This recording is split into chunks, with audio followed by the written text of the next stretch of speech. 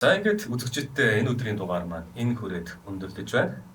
Дараагийн дугаар уулзцаая. Баярлалаа.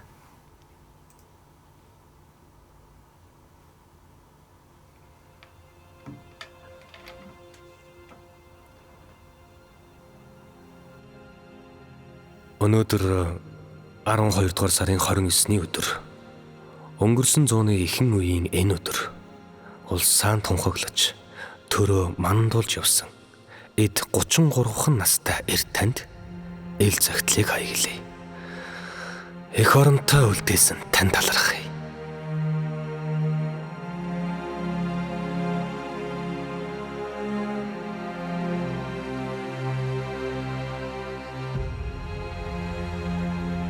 Түшмэг улсгүй, тулгандаа галгүй, төлөгний ч мэдлгүй. Бариад босох зэвсэггүй, баатар түмэн ирсгүй. Дэлхийгээс мартагдсан түмнэр балар тэр цагт түүхийг яаж эргүүлж чадсан юм бэ? Яаж тусгаар тогтнолоо тунхаглаж чадсан юм бэ?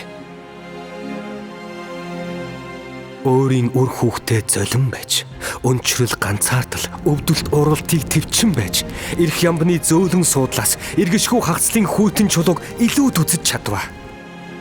Хийсэн зүйл, хэлсэн үг, асгасан цус амнаас үнтэй үүлийг тань өнөөдөр бид амралтын өдөр төдийхнөөр тусаж байна. Үлдээсэн бүхнийг тань өрн таран хийх өнхөөгүй эрх хүүхдүүчгэл улс орноос минь өдгөө нэрэл үлдлээ. Усаан барж, модон тайрч, уулаан ухаж, ургамал амтнаа үгүй хийж, байсны тухай байн гарч, байлгахын тухай үл ярьж, үл үлдэж байна. Өндөр их өвгдээц минь өршөө. Өрөөлөөс үл хамаарч, өөрөө бүтээж, өөрөө хүртэж, өөдөн дээш нь өргөж яваа гэж өөрийн гисэн их орон үнэлшгүй их эрхчлөөг үлдээсэн билээ та нар минь. Өдгөө гаднаас хатгалдах дайсангүйч, дээрэн самуурч, доорон хамуурч, дотроос нь хөгцөрч, дороотлыг хөлсөж байна бид өөрсдөө. Яаж би тань шиг мөхлөөс эхэл рүү тэмцэх вэ? Яаж бид та нар шиг мөр зэрэгцэн эвлэлтэнд нэгдэх вэ? Төр баригчт нь улсаа томдог биш жолооддог. Түмэн олон нь төрөө зүгтэх биш сүсэлдэг тийм цаг ирэх болтугай. Алтан ургийн бошго сахигч, ариун голомтын тулга манагч, амтлал хийгээд андгай тангаргаан дагагч, аавын хүү, ээжийн охид бөө гэдэгт итгэе.